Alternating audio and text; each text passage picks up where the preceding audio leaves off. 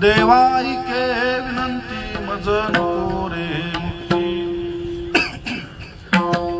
तया इच्छा गती हे सुख आगळे या वैष्णवांचे घरी प्रेम सुख इच्छा करी रिद्धी सिद्धी द्वारी कर जोडूनी तिष्ठती नको वैकुंठीचा वास असे तया सुखानाश अद्भुत हारस कथा काळी नामाचा या वैष्णवांचे घरी प्रेम सुख इच्छा करी रिद्धी सिद्धी द्वारी कर जोडोनी तिष्ठती तुझ्या नामाचा महिमा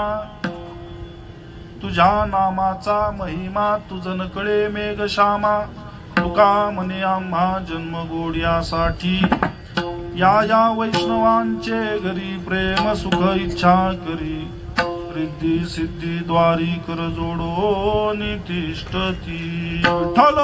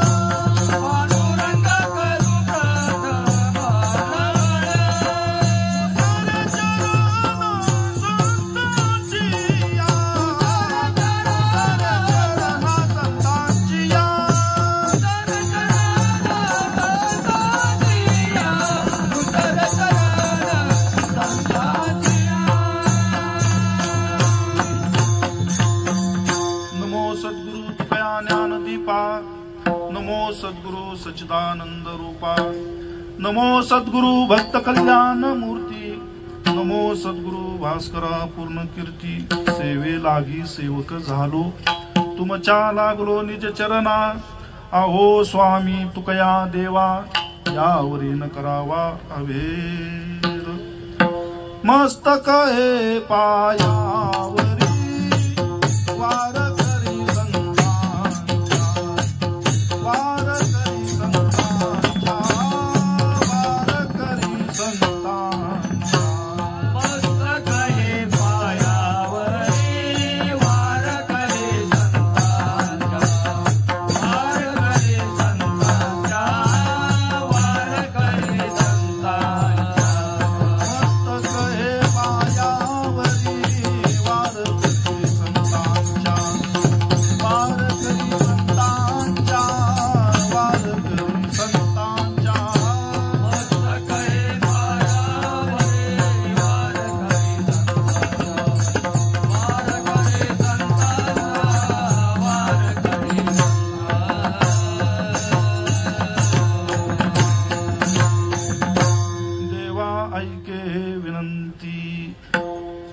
श्री विठ्ठल हृदया जगद्गुरु संत श्रेष्ठ शिरोमणी श्रीमंत तुकोबराई चैतन्य महाराज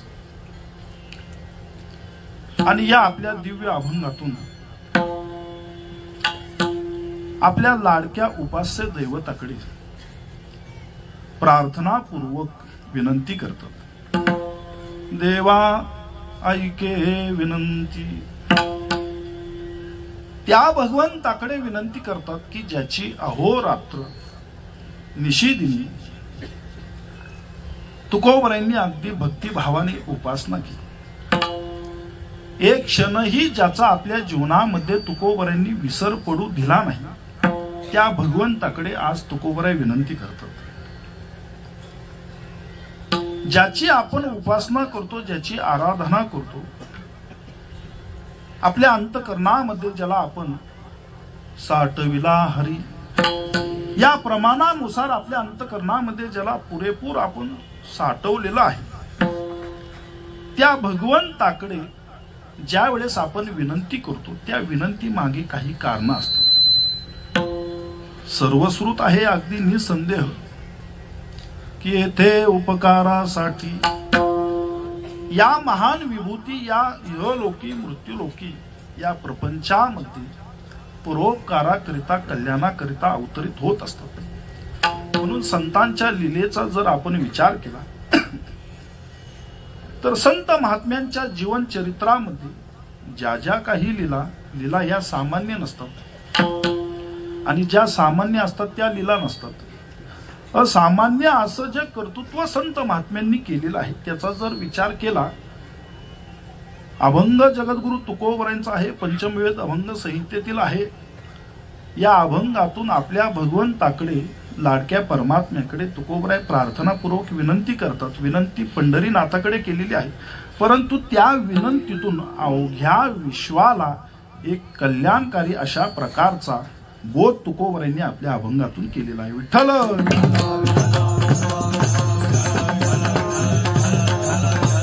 तो बोध अशा स्वरूपाचा आहे की जसं एकाच्या कैवाडे उगवे बहुतांचे कोडे. अर्थात एकाच्या अनुषंगाने जर अनेकांचं कोडं उलगडलं जाणार असेल तर ते मोठं भाग्यप्रद आहे. तुकोबरायांच्या या अभंगामध्ये देखील ही एक गंमत आहे. या इहलोकी सहज जन्म प्राप्त होत नाही, येथे कातकालीन आहे. मनुष्य देह दुर्लभ जाना, आणि त्यामध्ये पुन्हा अल्प आयुष्य मानव देह, असा दुर्लभ असणारा मनुष्य देह प्राप्त झाल्यानंतर तो सार्थकी कसा लावावा, त्या जन्माचं सार्थक कसं होईल, याचा संपूर्ण उलगडा तुकोबरायांनी अभंगातून केलेला आहे. पारमार्थिक जीवनाची वाटचाल करीत असताना त्या मनुष्याचं जीवन कसं असावं याचं सुंदर मार्गदर्शन या अभंगामध्ये आपल्याला सापडतं. असा परोपकारी त्या ठिकाणी विचार करून तुकोबरायांनी आपली अभंग रचना केली. तुकोबरायांचे अभंग अर्थात या ठिकाणी अखंड गाथा पारायणाचं आयोजन आहे. तुकोबरायांच्या पंचमवेद अभंग संहितेचं पारायण आहे.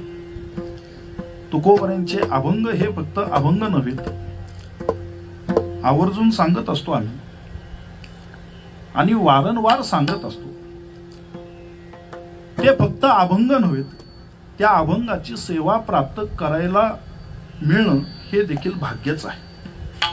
भगवंताचं नाम किंवा संतांची सेवा, संत वाङ्मयाची सेवा ही सहज प्राप्त होत नसते.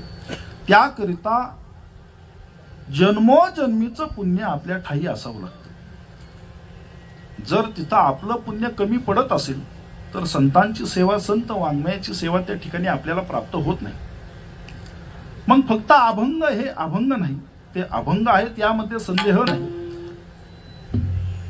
परंतु तुकोबरायांचे अभंग हे साक्षात देव स्वरूप आहे. तुका म्हणे पहा शब्दाची हा देव. तुकोबरायांच्या अभंग संहितेतील प्रत्येक अभंगातील शब्द हा देव स्वरूप आहे, धन स्वरूप आहे, अनुभव स्वरूप आहे. तुकोबरायांनी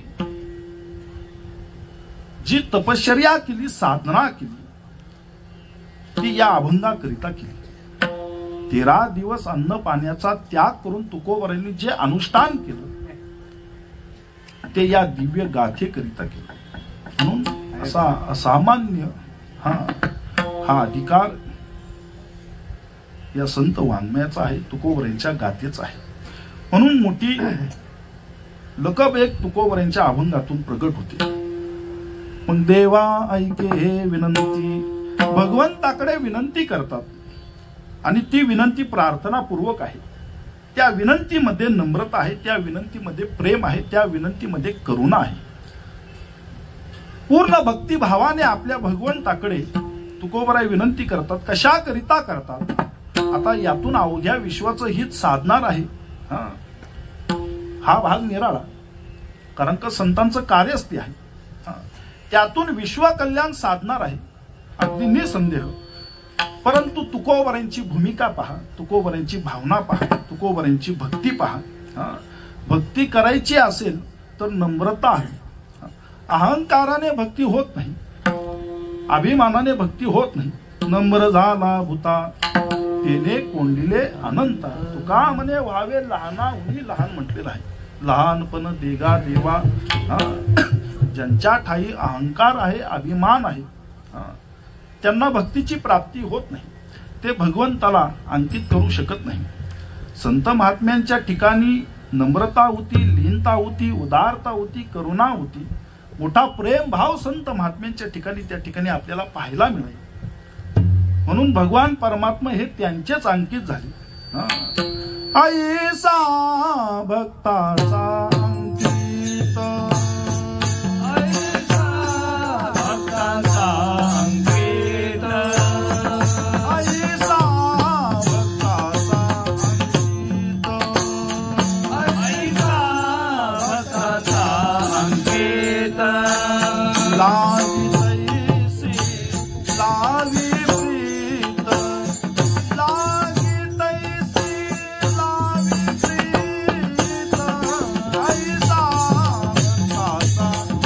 अंकित, ऐसा भक्ताचा अंकित.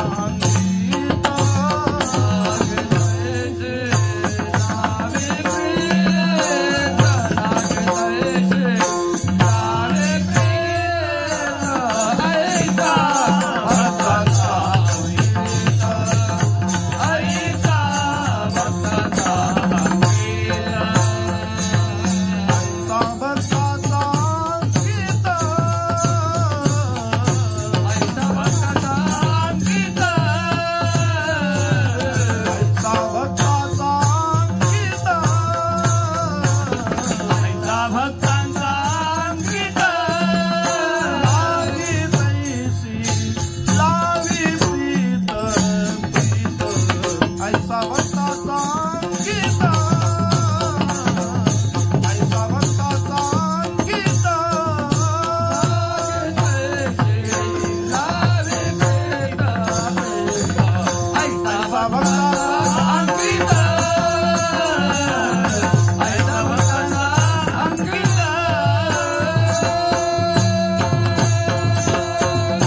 लावी तैसी लावी प्रीत. तो कोणाच्या अंकित होतो? ज्यांच्या अंतःकरणामध्ये त्याच्याविषयी आर्तता आहे, त्याच्याविषयी प्रेम आहे, तो त्याचाच अंकित म्हणून राहतो. हे विशेष आहे. म्हणून ज्या ठिकाणी नम्रता आहे, ज्या ठिकाणी प्रेम आहे, थोर प्रेमाचा भुकेला, तो प्रेमाचा भुकेला आहे. काही न लगे भावची कारण. अंतःकरणामध्ये जर भाव असेल तरच तो भगवान परमात्मा त्या ठिकाणी अंकित होत असतो. नाहीतर तो असा सहज प्राप्त होत नाही. योग्या मुनिजना ध्यानी, योग्यांच्या मुनिवर्यांच्या ध्यानात न येणारा तो गोपाळांसमवेत अगदी सहज का बागडू लागला? एवढा त्यांचा छंद देवा, काय सेवा भक्ती ते. भगवंता वाचून गोपाळांना इतर कोणी ठाऊक नव्हतंच. एवढे भगवंताशी ते एकरूप झाले म्हणून भगवंताला त्यांनी प्राप्त केलं. भगवंतासह ते क्रीडा करू लागले. हा अधिकार तेव्हाच प्राप्त होतो जेव्हा त्याच्याविषयी आपल्या अंतःकरणामध्ये प्रेमभाव निर्माण होतो. मग विकाररहित अंतःकरण असेल, अंतःकरणामध्ये कोणत्याही विकाराला थारा नसेल आणि त्याच्याविषयी जर अंतःकरणामध्ये दृढ श्रद्धा असेल, निष्ठा असेल, प्रेम असेल, तरच त्या ठिकाणी त्याच्याविषयी एकविध भाव निर्माण होतो आणि त्याला देखील त्याची जाणीव होते. आपल्या अंतःकरणामध्ये त्याच्याविषयी आर्तता आहे, याची जाणीव त्याला होणं अपेक्षित आहे. आणि जेव्हा त्याला जाणीव होईल आपल्या सेवेची, त्याच्याविषयी असणाऱ्या प्रेम भावाची, त्यावेळेस तो देखील आपली वाट पाहतो. तुका म्हणे ऐसे अर्थ ज्याचे म्हणे त्याची चक्र पाणी वाटप आहे. तो देखील आपल्या भक्तांची वाट पाहतो. मग या सगळ्या गोष्टी साधण्याकरिता अंतकरणामध्ये दृढ श्रद्धा असणं आवश्यक आहे. मग तो भाव निर्माण व्हावा. परमार्थ असा सहज प्राप्त होत नाही. परमार्थ म्हणजे नेमकं काय? गळ्यामध्ये पवित्र तुळशीची माळ धारण करणे, गोपी चंदन टिळा धारण करणे, आबीर म्हणा किंवा बुक्का म्हणा तो धारण करणे म्हणजे परमार्थ नव्हे. काय भुललासी वरल्या रंगा, त्याचं वर्मा आपण जाणलं पाहिजे. परमार्थ या शब्दाची जर संधी केली तर परम अधिक अर्थ. परम म्हणजे श्रेष्ठ. विठ्ठल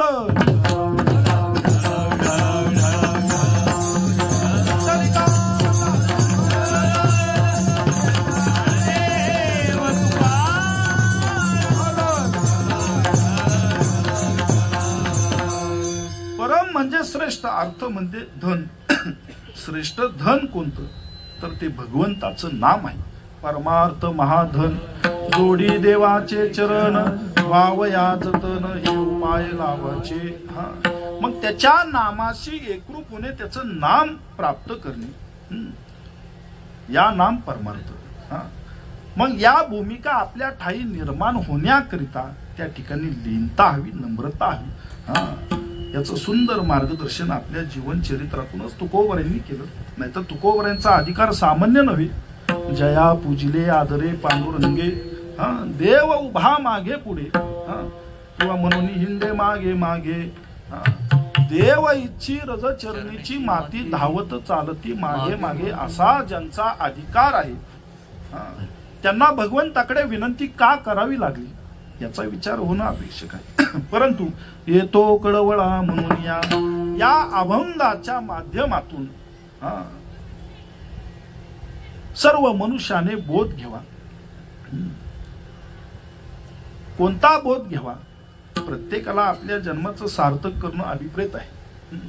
आपलं नुकसान व्हावं कोणाला वाटतं? प्रत्येकाला वाटतं आपलं हितच व्हावं, आपलं चांगलंच व्हावं.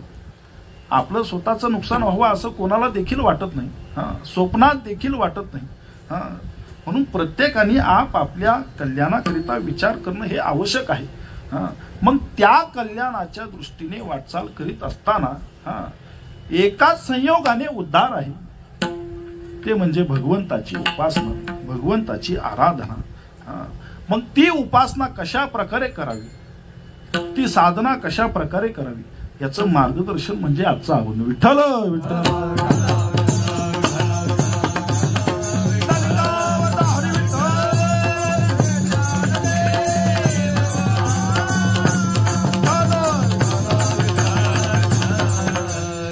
देवा ऐके हे विनंती. मग विनंतीतून या भूमिका तुकोबरांनी त्या ठिकाणी प्रगट केल्या.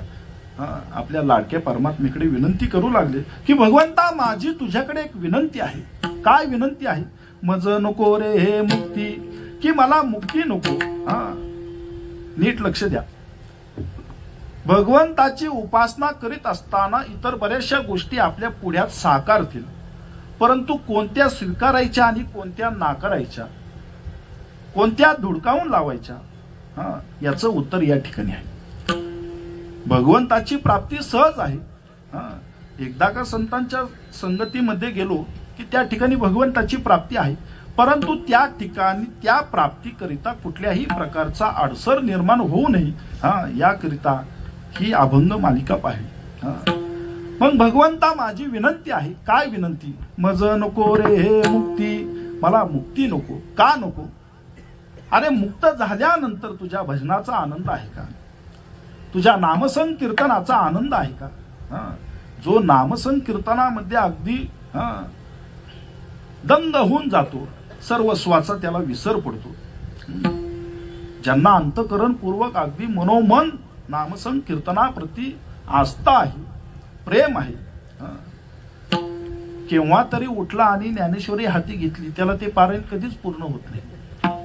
परंतु जो नित्याने ज्ञानेश्वरीचं पारायण करणार आहे, अगदी वेळ जरी थोकडा असेल त्याला तरी वाटतं की अजून 20 ओव्या वाचाव्यात, अजून काही अभंग वाचावेत, होईल 5 मिनिटं उशीर, परंतु त्याची आंतरिक जी इच्छा आहे, अपेक्षा आहे, त्याप्रती जी आस्था आहे ती त्याला आणखीन पुढे प्रवृत्त करते. परंतु ज्यांना नामसंकीर्तनाप्रती आस्था नाही, त्याला वेळ असून देखील ते कीर्तनात वेळेत नसतात. आज जर आपण पाहिलं तर आता पूर्वीच्या जेवढ्या रूढी आहेत, परंपरा आहेत, नियमावली आहेत, कालाय तस्मे नमः. पूर्वी असं असायचं की विनेकरी जर उभारला तर विनेकरांनी पंचपदी सुरू करण्या अगोदर जेवढे टाळकरी आहेत त्यांनी टाळ घ्यावेत. एकदा का रामकृष्ण हरी भजन संपलं आणि ध्यानाच्या अभंगाला प्रारंभ झाला की पुन्हा टाळ घेण्याकरिता त्या ठिकाणी अधिकार नाही. आजकाल बरेचसे टाळकरी खालीच बसतात.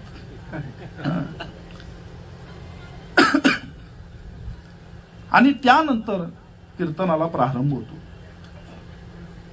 बहुताले टाळकरी उभारावेत अगदी वैभवानी, आणि टाळकऱ्यांच्या मधोमध श्रोते मंडळींनी बसावं बरं का, चर्चा करू नका. टाळकऱ्यांच्या मधोमध श्रोते मंडळींनी बसावं.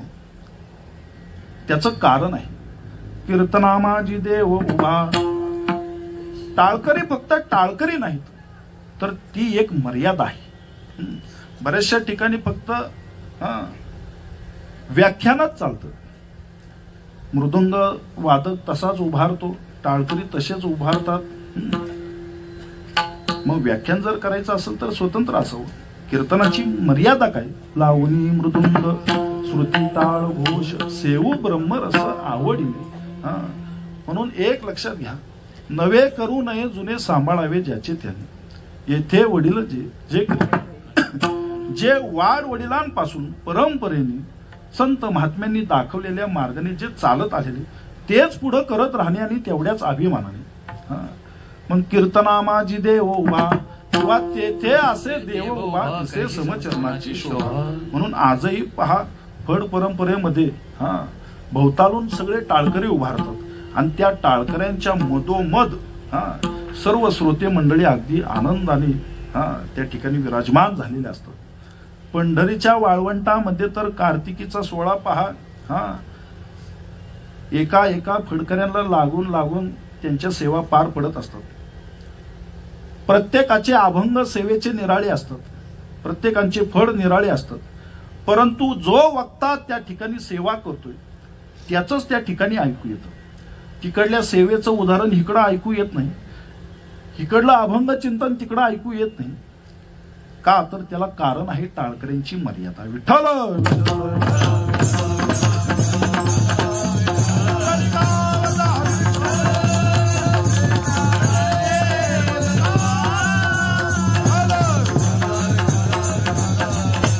म्हणून आस्था. नामसंकीर्तन सहज नाही, त्याचा अधिकार मोठा आहे. नामसंकीर्तन साधन पे सोपे, जळतीला पापे जन्मांतरीचे म्हटलेलं आहे. जन्मोजन्मीचं पाप फक्त नामसंकीर्तनाने त्या ठिकाणी जळून भस्म होतो.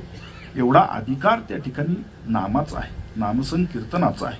म्हणून तुकोबराय म्हणतात की जर मला मोक्ष प्राप्त झाला, मी मुक्त झालो, तर या कीर्तनाचा आनंद मी घेईल का?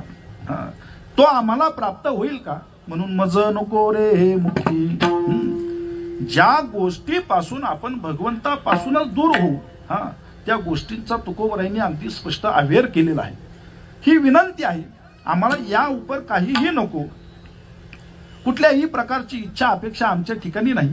आम्ही तर यास झालो टाकोनी उदास, फक्त तुझ्या कीर्तनाचा नाम घोष सदैव आमच्या मुखातून व्हावा. सदोदित अखंडित आम्हाला त्याचा आनंद प्राप्त व्हावा. आणि ज्या वेळेस आपण अखंडित भगवंताची नाम आराधना करतो त्याच वेळेस खऱ्या अर्थाने सर्व सुखाची प्राप्ती होत असते.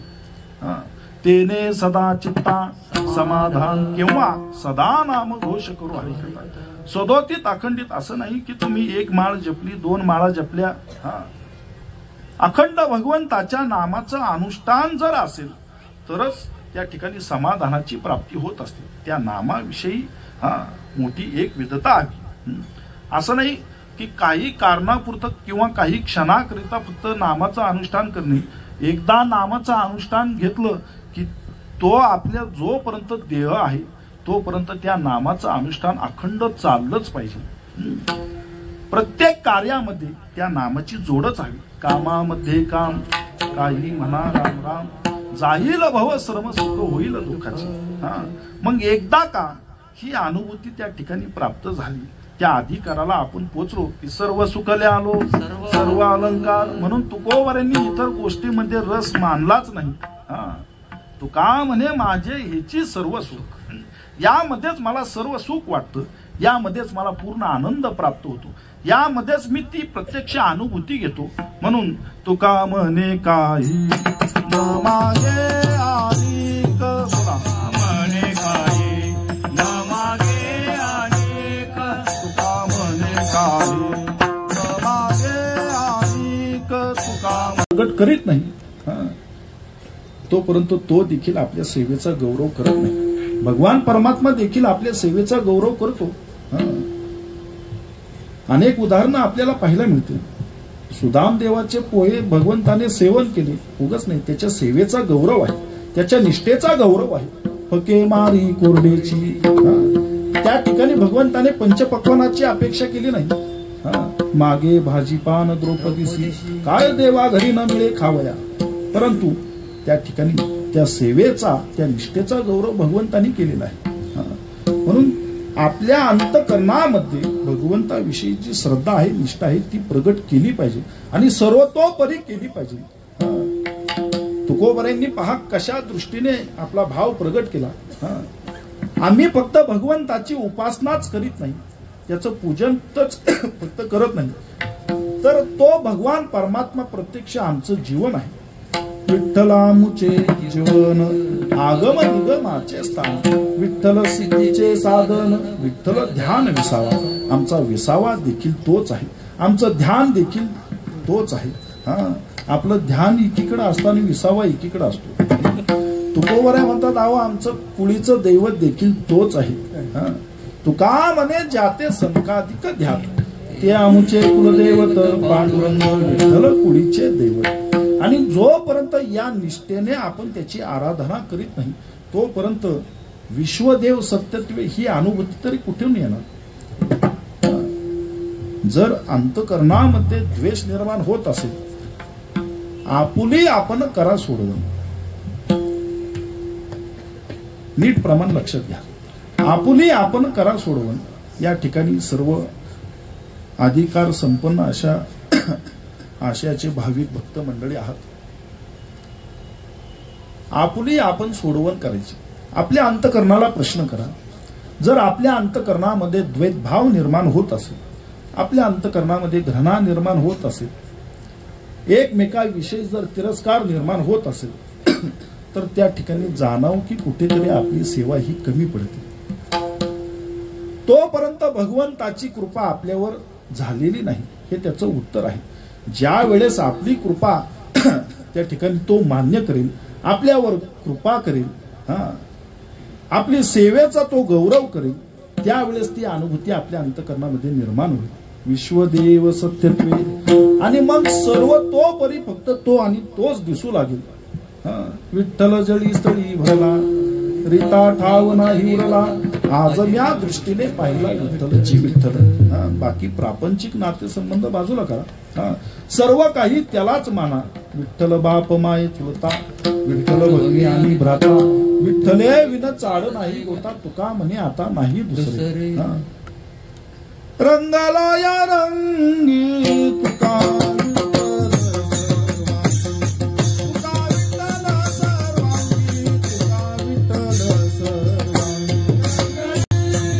सर्व ठिकाणी तोच दिसतो. शून्य स्थावर जंगम व्यापुनी, राहिला कळ बाप रखमा देवर विठ्ठलो सकळ. मग सर्व ठिकाणी तोच. आता हरी बाहेर राहिली, तुका विठ्ठल सर्वांनी. हा अनुभव त्या ठिकाणी प्राप्त होतो. केव्हा? त्याच्या ठिकाणी जेव्हा आपण भक्तिभावाने आपली सेवा रुजू करू तेव्हा. आणि ती रुजू करत असताना इतर ज्या गोष्टी ज्या बाधा स्वरूप आहेत त्यांचा अवेअर करायचा. म्हणून मज नको रे हे मुक्ती तया इच्छा देती तुकोबरे म्हणतात भगवंता. त्यापेक्षा हे सुख आगळे, त्यापेक्षा हे सुख आगळं आहे, निराळ आहे, काहीतरी वेगळं आहे. कोणतं सुख तुकोबऱ्यांना अपेक्षित होतं? या वैष्णवांचे घरी, यातून तुकोबऱ्यांनी वैष्णवांच्या संगतीच्या सुखाचं वर्णन केलं की भगवंता तुझ्या प्राप्तीकरिता ज्यांची संगत अत्यंत आवश्यक आहे, किंबहुना ज्यांच्या संगतीत तुझी प्राप्ती आहे, त्यापेक्षा त्यांची संगत आमच्या जीवनामध्ये प्राप्त व्हावी ही विनंती आहे. देवा ऐके हे विनंती. का? त्यांच्या संगतीमध्ये दुःख नाहीच. एखाद्याच्या नवख्या आपण वारीची कुठली परंपरा ठाऊक नाही, कुठं ठेपे आहेत हे याची देखील त्या ठिकाणी जाणीव नाही. म्हणून आपण आपल्या गावातील परिसरातील ज्येष्ठ वारकऱ्यांच्या सोबत त्या ठिकाणी वारी करतो नाही. मग काही वेळेस जर आपलं आचरण त्यांना रुचलं नाही, पटलं नाही, तर ते कावतात देखील, रागवतात देखील. परंतु संत महात्म्यांच्या संगतीमध्ये हा इतकिंचितही भाव येत नाही बरं का. एवढी उदारता संतांच्या ठिकाणी.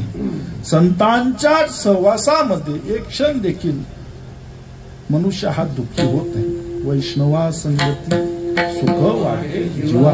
नवे नवे सुखाला जर व्याख्या द्यायची असेल, सुख म्हणजे काय?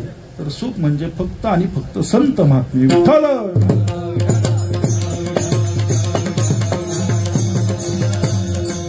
संत समागमे नित्य नावे तुझ्या नामे दहन होती सकळ कर्मे सर्व काळ प्रेमी भगत असो. सर्व सुखे आजी येथेची ओळख संतांची देखील चरणांमध्ये. म्हणून एके ठिकाणी तुकोबऱ्या म्हणतात की माझ्या सेवेकरिता, माझ्या कल्याणाकरिता माझ्या वाड वडिलांनी कुठली धनसंपदा ठेवली असेल, कुठला ठेवा ठेवला असेल, तर तो संत सेवेचा ठेवा. तुका म्हणे संत सेवा माझ्या पूर्वजांचा ठेवा. हा ठेवा माझ्या वाड वडिलांनी माझ्या हाती दिलेला आहे आणि त्याचा मला सार्थ अभिमान आहे. कारण का संतांची सेवा हेची देवा ही श्रेष्ठ आहे. निश्चितच त्यांच्या संगतीमध्ये अमोघ अशा प्रकारचं सुख प्राप्त होत असतं. त्या संतांच्या संगतीमध्ये भगवंताची प्राप्ती आहे. त्या संतांच्या संगतीमध्ये सामान्यातला सामान्य जीव देखील संतत्वातला पोचतो. कृपा कटाक्ष न्याहाळले आपले वैसविले. त्या संतांच्या संगतीमध्ये काय प्राप्त होत नाही?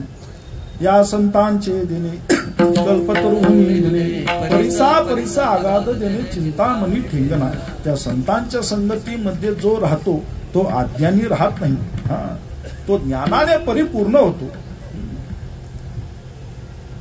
फक्त त्या संतांची संतत्वाची लक्षणं आपल्या अंतःकरणामध्ये रुजणं आवश्यक आहे. अगदी सामान्यातला सामान्य देखील संतत्वाला पोचतो. हा अधिकार संतांचा आहे, हा भगवंताच्या ठिकाणी देखील नाही. पहा, भगवंताच्या अवतार प्रयोजनाचा जर आपण विचार करायला गेलो तर घेऊन याचे करगदा हाची धंदा करीतो. भगवान परमात्मा अगदी आयुधाने परिपूर्ण होऊन अवताराला येतात, परंतु आल्यानंतर धर्माचं रक्षण करतात, भक्तांचं संगोपन करतात, परंतु दुर्जनांचा त्या ठिकाणी नाश करतात. संत महात्म्यांचा असं नाही. संत महात्मे धर्माचीही स्थापना करतात, धर्माचाही प्रचार करतात. त्यानंतर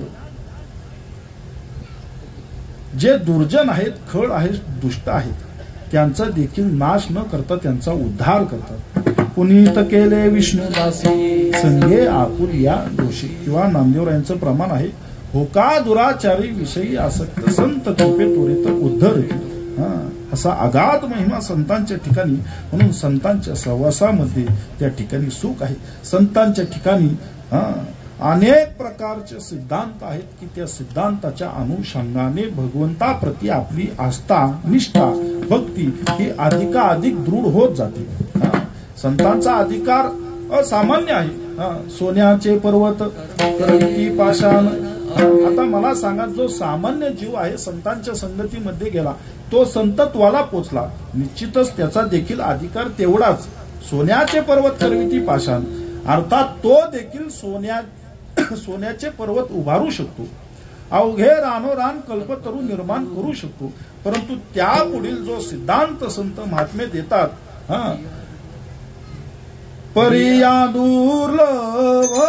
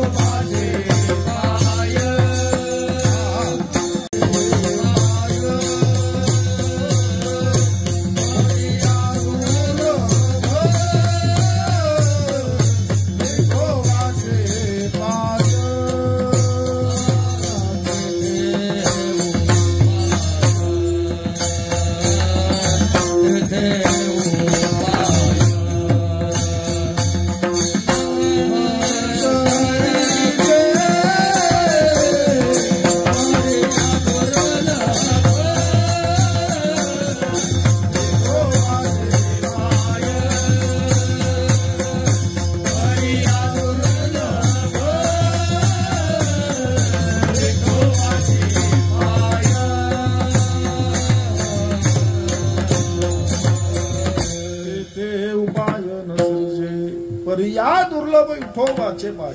किती जरी अधिकार त्या ठिकाणी प्राप्त झाला, केवढं जरी मोठं सामर्थ्य निर्माण झालं, की अगदी पर्वताचं सोन्यामध्ये, सोन्याच्या पर्वतामध्ये रूपांतर करण्याचं, अवघे रान कल्पतरू उभारण्याचं, तरी तुकोबराय म्हणतात, पर या दुर्लभ विठोबाचे पाय. त्या भगवंताचे चरण प्राप्त होणं हे सहज नाही. एकदा का ते फक्त प्राप्त झाले तरी अंतकरणाला समाधान आहे. झाले समाधान तुमचे देखिले चरण. त्याचं नुसतं पाय जरी पाहिले तरी आता कोठे धावे मन तुमचे चरण. एवढा तो अधिकार संपन्न आहे. म्हणून विटे ऐसे सुख, त्याच्या ठिकाणी जे सुख आहे ते इतरत्र नाही. म्हणून भगवंता आमची विनंती आहे, आम्हाला मोक्ष नको, आम्हाला मुक्ती नको. मोक्ष सुखा हनोला आता तुकोबरायांनी म्हटलेलं आहे. मोक्षाला तुकोबरायांनी लाथाडून दिलं. बय नाही जन्म घेता मोक्ष सुखा हनोला आता म्हटलेलं आहे. तुका म्हणे सत्ता निकट करू सेवेची. आम्हाला फक्त तुझी सेवा हवी. मोक्षाचा तर आम्हाला कंटाळा आहे. काय प्रमाण आहे? मोक्ष पदे तुच्छ केली या कारणे. ही आमच्याकरिता तुच्छ आहेत. याचा विचार आमच्याकडे नाही. फक्त आम्हाला तुझी संगत, तुझा संवाद जेणेकरून प्राप्त होईल तेवढीच इच्छा आमची आहे. ही एवढी विनंती आहे, प्रार्थना आहे. भगवंता देवा ऐके विनंती. मग हे सुख आगळे त्या संतांचा सहवास आम्हाला प्राप्त व्हावा, त्यांची संगत उत्तर प्राप्त व्हावी. का? एकाच तुकोबरांच्या प्रमाणात भाव स्पष्ट होतो. संत संगती देई चरण सेवा कशाकरिता? जेणे हा तुझा विसर न पडावा. तुझा विसर न पडण्याकरिता त्या संतांची संगत आम्हाला प्राप्त व्हावी. हाची भाव माझ्या जीवा पूर्वी देवा मनोरथ. भगवंता एवढे मनोरथ आमचे तू पूर्ण कर. या वैष्णवांचे घरी प्रेम सुख इच्छा करी त्या संतांचा सहवास आम्हाला प्राप्त व्हावा. प्रत्येक जीव रात्रंदिवस तळमळ करीत असतो सुखाकरिता, परंतु ते सुख कुठं प्राप्त होईल? ज्या सुखाकरिता आपण रात्रीचा दिवस दिवसाची रात्र करतो, रात्रंदिवस तळमळ करतो, ते सुख जे प्राप्त होते हे क्षणिक आहे. त्या सुखापासून आनंद असेल, त्या सुखापासून हर्ष निर्माण होत असेल, परंतु ते क्षणिक आहे. जे अबाधित आहे, अमोघ अशा प्रकारचं सुख आहे की त्या सुखापासून सुखाचीच प्राप्ती आहे, त्या सुखापासून आनंद आहे, त्या सुखापासून समाधान त्या ठिकाणी प्राप्त होत आहे. किंबहुना अशा प्रकारचं सुख प्राप्त झाल्यानंतर जीव संतुष्ट होतो. ते सुख संतांच्या सहवासामध्ये आहे, कारण का त्या सुखाला नाश नाही. अबाधित अशा स्वरूपाचं ते सुख आहे. म्हणून या या वैष्णवांचे घरी त्या वैष्णवांची संगत दे. त्या वैष्णवांच्या घरामध्ये आम्हाला जन्माला घाल. हरिदासाची घरी मज उपजवा जन्मांतरी. जन्मोजन्मी त्या वैष्णवांची हरिदासांची त्या संत महात्म्यांची संगत आम्हाला प्राप्त होण्याकरिता त्यांच्या घरी जन्माला घाल. किंबहुना जेणेकरून संत सहवास सर्वतोपरी प्राप्त होईल. एवढी आमच्या अंतकरणामध्ये इच्छा आहे. देवा ऐके हे विनंती. एवढी विनंती पूर्ण कर. त्या संतांचा सहवास दे की जेणेकरून तुझं नामसंकीर्तन आम्हाला प्राप्त होईल. परंतु या भूमिका आपल्या अंतकरणामध्ये निर्माण होतच नाही. आपण नाना विषयांच्या मागे धावतो. भगवंताने ज्या कारणाकरिता आपल्याला जन्माला घातलं ते कारण सोडून इतर विषयांमध्ये आपण गुरफटलो जातो. जोपर्यंत विषयांना अंकित करून विषयांवर मात करून जोपर्यंत आपण त्या भगवंताच्या प्राप्तीच्या दृष्टीने वाटचाल करीत नाही तोपर्यंत संतांची देखील प्राप्ती नाही. जोपर्यंत आपल्या अंतकरणामध्ये निश्चय होत नाही. निश्चयाचे बळ तुकामध्ये याची बळ. जर निश्चय जर दृढ झाला आणि ठाम निश्चयाने आपण पाऊल टाकलं की नाही माझ्या जीवनामध्ये मला त्या ईश्वराची प्राप्ती झाली पाहिजे, त्याची कृपा संपादित झाली पाहिजे. लाथाडीला संसार. संसाराच्या आहारी न जाता किंवा संसारामध्ये न पडता फक्त भगवंताच्याच प्राप्तीच्या दृष्टीने आपण वाटचाल केली की संतांची संध सहज प्राप्त होती. का तर त्या भगवंताच्या प्राप्तीच्या संयोगाने आपण बाहेर पडलेलो आहोत. आणि असे अमूल्य माणिक मोती संत महात्मे अगदी सहज वेचतात. त्यांना संघटित करतात आणि त्यांना योग्य तो मार्ग दावतात. तुका म्हणे हेची नीट जवळी वाट वैकुंठा. त्या मार्गाने कसं जायचं याचा देखील बोध करतात. ही वाट गोमटी वैकुंठासी जाता.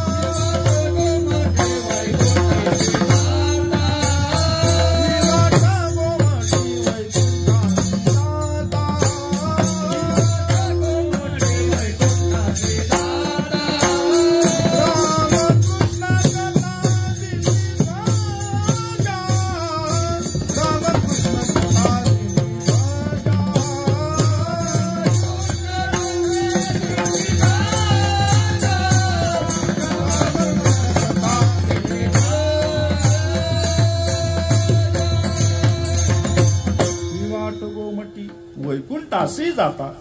सुंदर वाट तुकोबरांनी दावून दिली. आम्हीही त्या वाटेने आलो आणि त्याच वाटेने गेलो.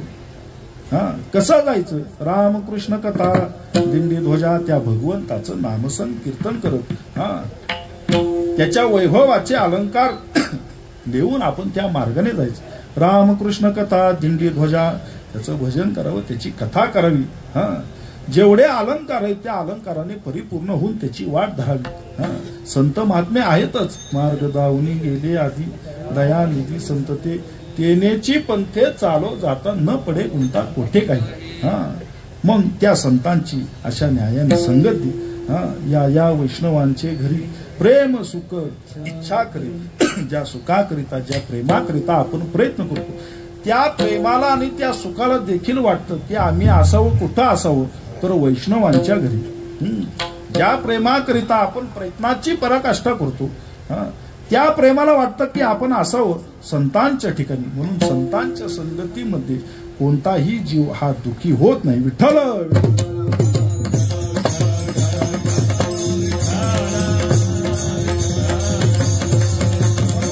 म्हणून जगद्गुरु तुकोबराय म्हणतात की एकदा त्या ठिकाणची संगत प्राप्त झाली की न करवे हाला चाली निवारली चिंता. सर्व प्रकारची चिंता त्या ठिकाणी मुक्त मनुष्य जीव होतो. म्हणून त्या संतांची संगत केली पाहिजे. म्हणून केला वास नाही नाश एक खाई. मग त्या संतांची संगत भगवंता आम्हाला प्राप्त व्हावी ही आमची विनंती आहे.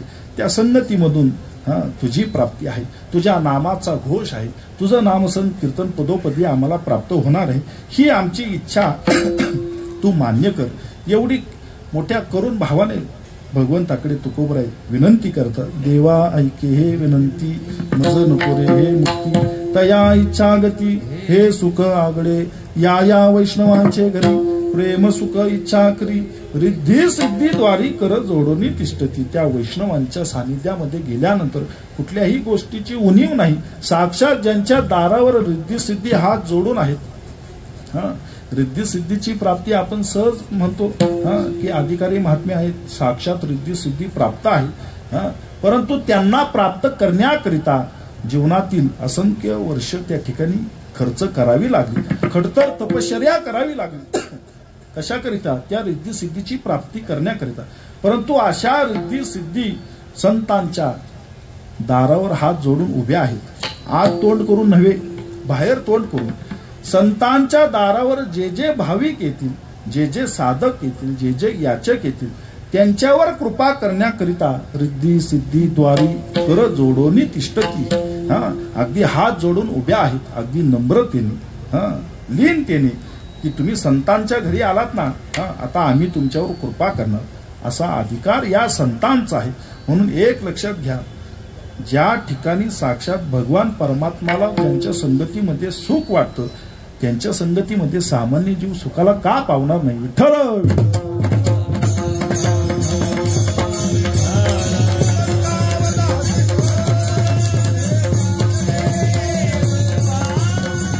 संतांचे सुख झाले या देवा, या सुखाकरिता, या भक्ती प्रेमाकरिता, या सुखाकारणी देव वेडावला वैकुंठ सोडून संत सदनी राहिला. म्हणून या वैष्णवांचे घरी प्रेम सुख इच्छा करी रिद्धी सिद्धी द्वारी कर जोडून तिष्ठते विठोबा. कारण का जोपर्यंत संत महात्मे सांभाळ करत नाही तोपर्यंत जन्माचं सार्थक नाही आणि तुझी प्राप्ती नाही. म्हणून या वैष्णवांचे घरी त्या संतांचा सहवास आम्हाला प्राप्त व्हावा. त्या संतांच्या सहवासात आम्ही गेलो की सर्वच गोष्टी प्राप्त होणार आहेत. परंतु जरी प्राप्त होणाऱ्या असल्या तरी त्या गोष्टींची अपेक्षा आमच्या अंतःकरणामध्ये येत किंचित नाही. सदैव फक्त तुझ्या नामाचा ध्यास आमच्या अंतःकरणामध्ये असावा आणि संतांचा सहवास असावा एवढी विनंती भगवंता आमची तू मान्य कर. देवा ऐके हे विनंती. या न्यायाने जो पारमार्थिक जीवनाची वाटचाल करतो भगवान परमात्मा कृपा ही त्याच्यावरच करतात. वास्तविक जर पाहिलं तर प्रपंचामध्ये सुखाची प्राप्ती ही होत नसते. फलकट हा संसार येथे सार भगवंत. प्रश्नार्थी प्रमाण आहे. येथे सार भगवंत प्रश्न आहे. का तर संसारच फलकट आहे, दुःखरूप आहे. संसार दुःख चौकडे इंगळ विश्रांती नाही कोठे रात्रंदिवस तळमळ. अशा प्रकारच्या अशा स्वरूपाचा असणारा संसार. मग त्या संसारामध्ये सुखाची अपेक्षा कशी करावी? तर त्या ठिकाणी सुख नाही. मग ते सुख प्राप्त कसं होईल?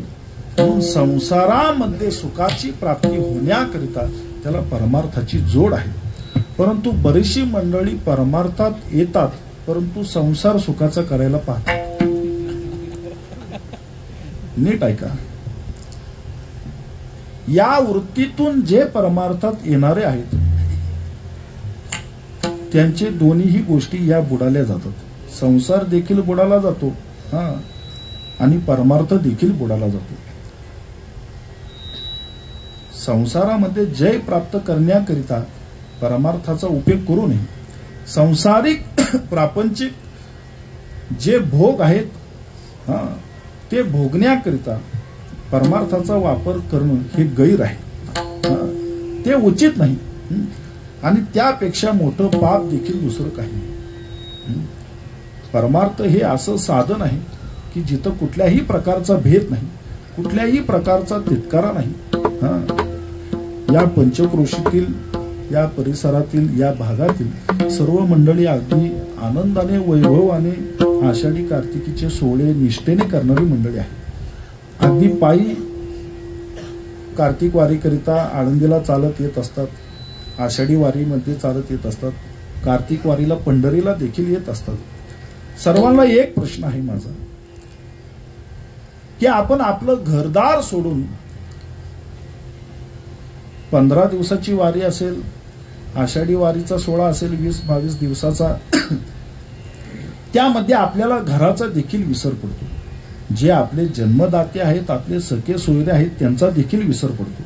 ही कृपा संतांची आहे. त्या देखील कुठे अशा प्रकारचा भेद जाणवतो का? नाही. अनोळखी जरी असला तरी त्याचा परिचय एकच, माऊली.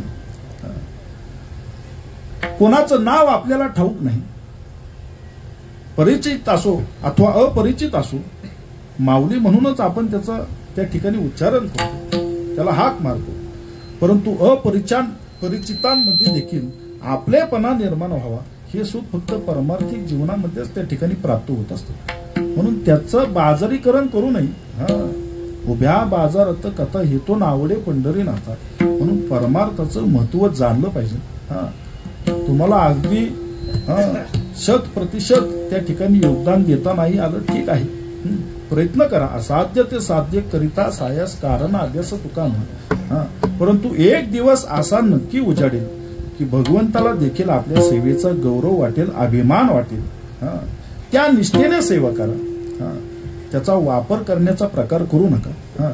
जेवढं निष्ठेने सेवा करसाल तेवढेच निष्ठेने तो देखील कृपा करतो. विठ्ठल विठ्ठल.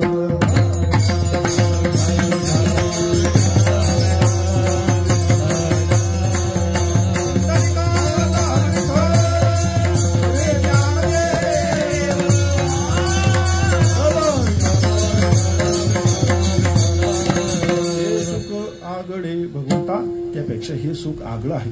सदैव वैष्णवांची संगत आम्हाला प्राप्त व्हावी, या व्यतिरिक्त काहीच नको. नको वैकुंठीचा वास, वैकुंठीचं वास्तव्य देखील नको.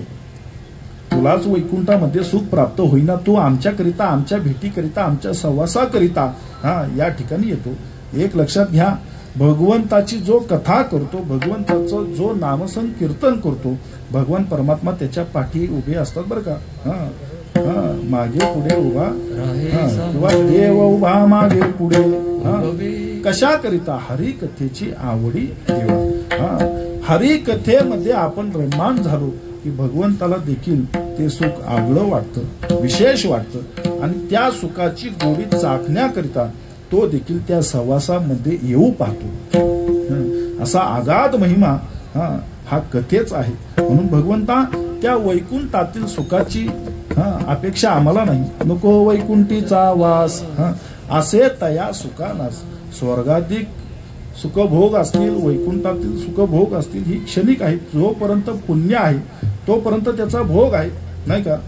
मग तया पुण्याची पावती सरी येऊ लागाती माघारे मृत्यू लोका. जोपर्यंत पुण्य आहे तोपर्यंत त्याचा लाभ आहे, तोपर्यंत त्याचा उपभोग आहे.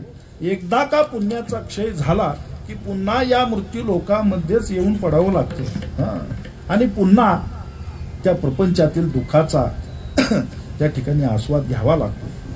परंतु संत महात्म्यांच्या विचाराने जर आपण चाललो, त्यांनी दाखवलेल्या मार्गाने जर आपण चाललो तर सुखच सुख आहे. त्या ठिकाणी एक क्षण देखील दुःखाचा लवलेश आपल्याला बाधणार नाही. मग तुकोबारांनी हीच भूमिका केली अगदी स्पष्टपणे की नको वैकुंठीचा वास असे तया सुखानाश. त्या वैकुंठाच्या सुखाचा नाश आहे भगवंता, ते वैकुंठातील सुख आम्हाला नको. त्यापेक्षा अद्भुत हा रस कथा काळी नामाचा. या कथेमध्ये आम्ही रममाण होऊ. संतांची संगत आहे, तुझ्या नामाची त्या ठिकाणी संगत आहे. मग या कथेमध्येच आम्ही रममाण होऊ. या कथेचं सामर्थ्य सामान्य नव्हे. आता एवढा भव्य दिव्य अखंड हरिनाम कीर्तन सोहळा चालू आहे. जगद्गुरु तुकोबर यांच्या पंचमवेद अभंग संहितेचं पारायण आहे. आणि यामध्ये अमृतयोग असा की चालू असणारं वर्ष हे जगद्गुरु संत तुकोबर यांचं त्रिशतकोत्तर अमृत महोत्सवी वर्ष आहे. अर्थात जगद्गुरु तुकोबर यांनी सदेह वैकुंठ गमन करून 375 वर्ष येणाऱ्या बीजेला पूर्ण होत आहे. वर्षपूर्ती सोहळा आहे आणि अशा योगावर आपल्याला त्या ठिकाणी तुकोबरांच्या गाथेची सेवा करायला प्राप्त होत आहे. हे आपलं भाग्य आहे. हे आपल्याला संतांची सेवा कोणत्या ना कोणत्या अनुषंगाने त्या ठिकाणी प्राप्त होत आहे. निश्चितच भाग्य आहे. या मंडपामध्ये सर्वांनाच येण्याचा अधिकार नसतो. या मंडपामध्ये आल्यानंतर सर्वांनाच भगवंताचं नाम गोड वाटतं असं नाही. बहुता सुकृताची जोडी म्हणून विठ्ठली आवडी. जन्मोजन्मीचं पुण्य पदरी असावं लागतं तेव्हा कुठे भगवंताचं एक नाम मुखातून बाहेर पडतं. मग पुण्य आहे तर या सेवेचा आनंद आपल्याला प्राप्त होत आहे. म्हणून या ठिकाणी उपस्थित असणारा सर्व वारकरी भाविक भक्त हा पुण्याचा अधिकारी आहे. अजून सांगतो, या नामसंकीर्तन सोहळ्याची शक्ती सामर्थ्य एवढं बलाढ्य आहे की या सुखाकरिता वैकुंठातील सुख तुकोबरांनी धुडकावू लागलं. हे सुख आगळे का म्हटलेलं आहे. कथेमध्ये जे पुण्य प्राप्त होतं, कथेमध्ये जो अधिकार प्राप्त होतो हा सामान्य नव्हे. कथेमध्ये त्रिवेणी संगम त्या ठिकाणी घडून येत असतो. कथा त्रिवेणी संगम देव भक्त आणि नाम तेथीचे उत्तम चरण रज वंदिता म्हटलेलं आहे. कीर्तनाची सांगता झाल्याबरोबर, सांगता बर का, काही भागात कीर्तन मोडलं का म्हणतात. कीर्तनाची सांगता झाल्याबरोबर या मंडपातील चिमुटभर माती जरी आपल्या भाडी लावली तरी जळती दोषाचे डोंगर शुद्ध होती नारी. एवढा आगाध महिमा आहे फक्त कथेचा. का तर त्रिवेणी संगम त्या ठिकाणी मिळून येत असतो. म्हणून चिमुटभर माती जरी आपल्या भाडी लावली तरी जन्माचं सार्थक आहे. तरी जन्मोजन्माचं पातक त्या ठिकाणी जळून भस्म होतं. शुद्ध होती नारी नर, स्त्री असो पुरुष असो सर्वांचा उद्धार आहे. अगदी फक्त चिमुटभर इथले रजकण घेतल्यानंतर असा महिमा आहे. याच कीर्तनाच्या संयोगाने जगद्गुरु तुकोबरांनी होयांग हरिरूप ब्रह्मभूत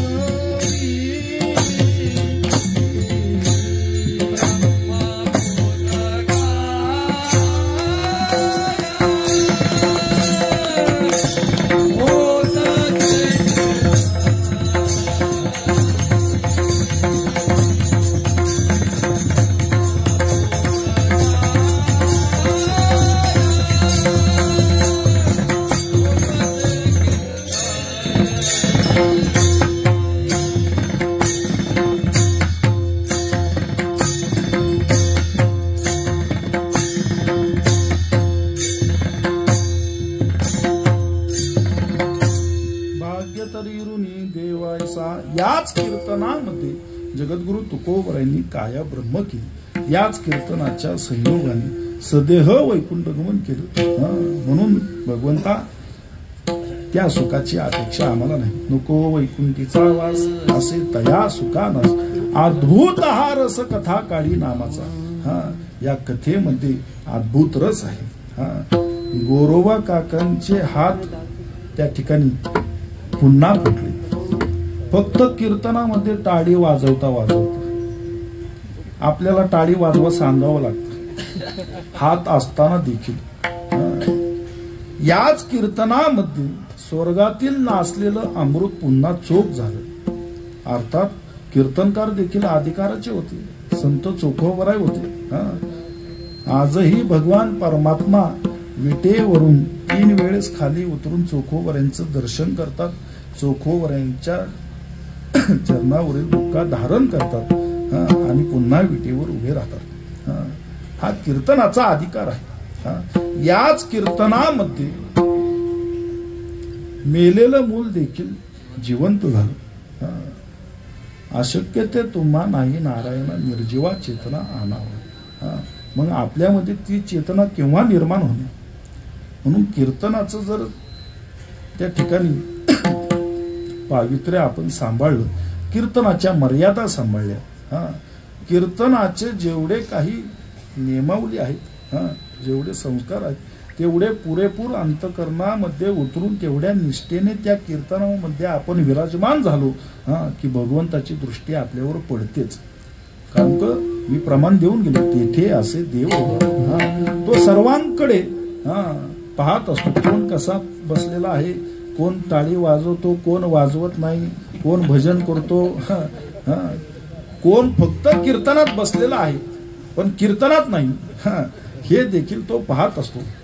त्या पावित्र्याने त्या अधिकाराने अगदी सन्मानाने आपण विराजमान व्हावं, त्याच्याशी एकरूप व्हावं त्या कथेशी. आणि एकदा का त्या कथेशी एकरूप झालो की त्या भगवंताची प्रतिष्ठी आपल्याला आल्याशिवाय राहत नाही. म्हणून तुकोबराय म्हणतात या कथेमध्ये आम्हाला आनंद आहे. का तर कथेमध्ये तो त्रिवेणी संगम आहे. देव भक्त आणि नाम तुझी देखील प्राप्ती आहे, तुझे असणारे भक्त देखील आहेत. एक वेळेस भगवंता तुलाच थोडं दूर केलं तरी चालेल, परंतु तुझ्या लाडक्या भक्तांना आम्ही दूर कसं करू. तू जर दूर झाला तर ठीक आहे, तुझं नाम तरी आहे नाही का, परंतु तुझ्या भक्तांना आम्ही दूर करू शकत नाही. का करू शकत नाही तर तुझ्या भक्तांच्या सानिध्यामध्ये तुझं नाम देखील आहे आणि तुझी प्राप्ती देखील आहे. म्हणून या कथेमध्ये आम्हाला आनंद प्राप्त होतो. या कथेमध्ये जे वैभव आहे, जे सुख आहे, हे इतरत्र नाही. म्हणून नको वैकुंठीचा वास असे तया सुखानाश, अद्भुत हा रस, अद्भुत म्हटलेला आहे. हा रस सामान्य नव्हे, अद्भुत हा रस कथा काळी नामाचा. या वैष्णवांची संगत प्राप्त होऊ दे देवा, एवढीच विनंती आहे. विठ्ठल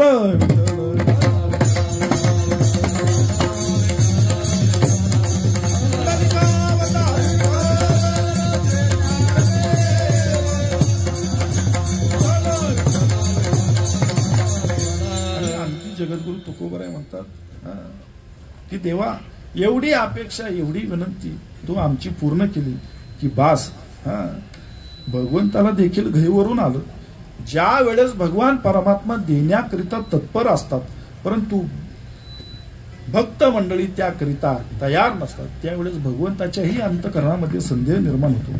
का हो मी आता तुम्हाला देऊ लागलेलो आहोत, एवढी माझी तुम्ही निष्ठेने उपासना करता, आराधना करता, परंतु तुम्ही त्या ठिकाणी भूमिका का स्पष्ट करत नाही. भगवंता काय मागावं, तुझी प्राप्ती आहे, संतांची संगत आहे, तुझ्या नामाची जोड आहे, या व्यतिरिक्त काही नको.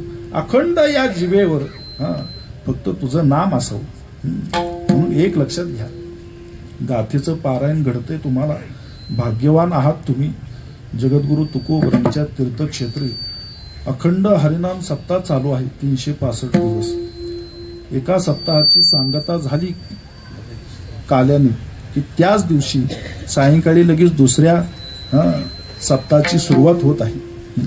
असा 365 दिवस अखंड हरिनाम सप्ताह होणार आहे. आणि मग मोठ्या भव्य दिव्यतेमध्ये त्याची सांगता ही बीजेच्या सोहळ्याच्या नंतर तीर्थक्षेत्री देहूमध्ये होणार आहे. सर्वांचीच व्यवस्था त्या ठिकाणी संस्थांच्या वतीने केली जाणार आहे.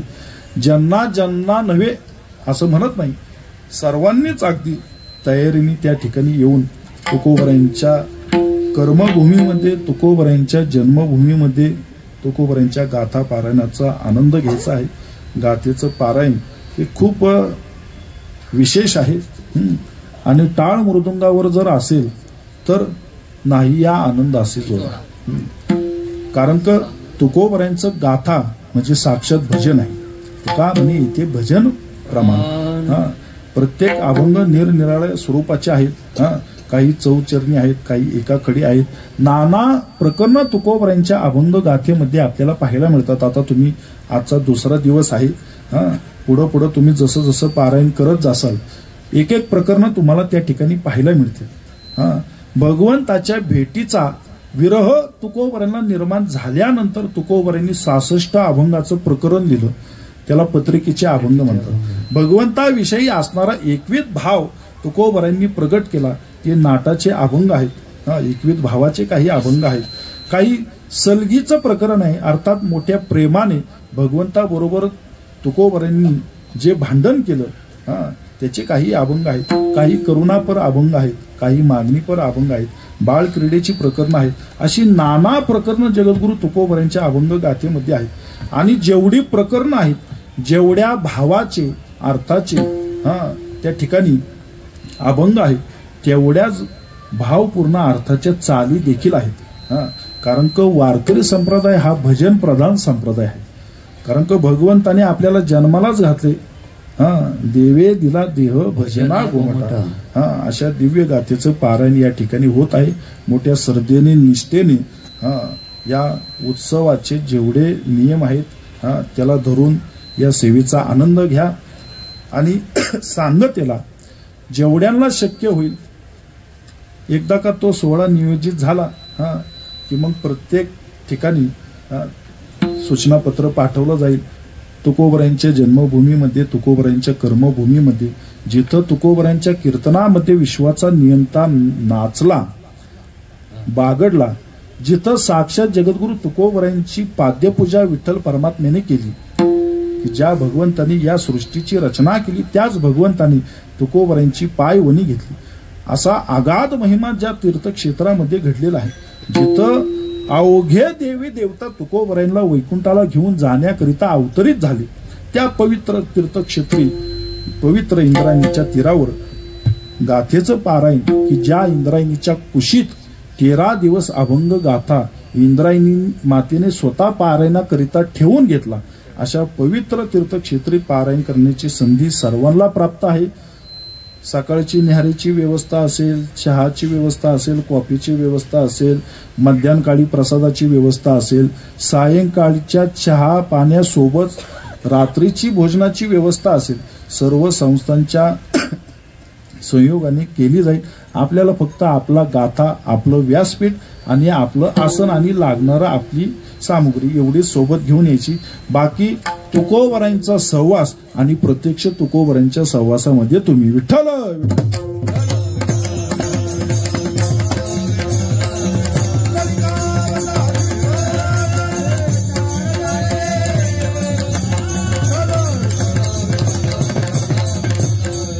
भगवंतानी थोडं घहीवरून तुकोबरायांना प्रश्न केला. का म्हटले? तुम्ही विनंती केली, ती विनंती देखील अधिकार संपन्न होती. कुठल्याही प्रकारची द्वैत भावना त्या विनंतीमध्ये नव्हता. संतांचा सहवास, वैष्णवांची संगत, हरिकथेवरील निष्ठा, सुदोतीत अखंडित माझ्याच प्राप्तीचा तो संदर्भ, एवढं प्रेम भगवंताला घहीवरून आलं. आपल्यावर जर एखादा प्रेम करणारा मनुष्य भेटला तर आपल्याला निश्चित आनंद येतो.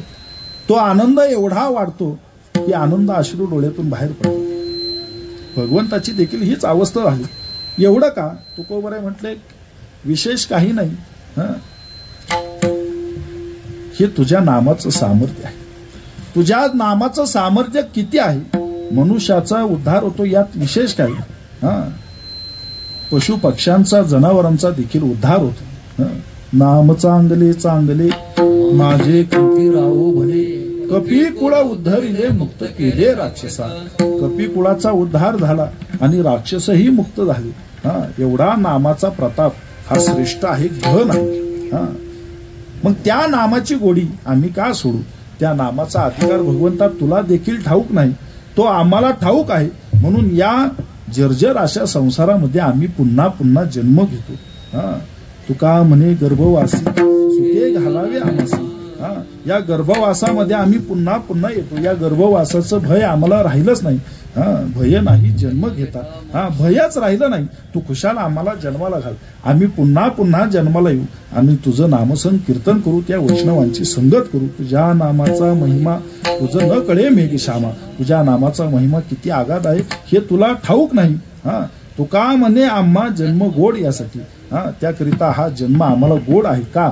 तर तुझ्या नामाची हा गोडी आम्ही त्या ठिकाणी प्रत्यक्ष अनुभवतो हा तुझ्या नामाची गोडी तुझ्या नामाचा अधिकार किती श्रेष्ठ आहे रामायणातील उदाहरण आहे सर्वश्रुत आहे हा की राम नामाने त्या ठिकाणी पाषाण तरले पण रामाच्या हाताने तरले नाही हा तुझ्या नामाचा महिमा तुझं नकळे मेघश्यामा तुका म्हणे आम्हा जन्म गोड यासाठी याकरिता आम्ही पुन्हा पुन्हा जन्म घेत असतो घेईन मी जन्म यादसाठी देवा तुझी चरण सेवा साधावया हरिनाम कीर्तन संतांचे पूजन घालू लोटांगण महाद्वारे ज्ञानेश्वर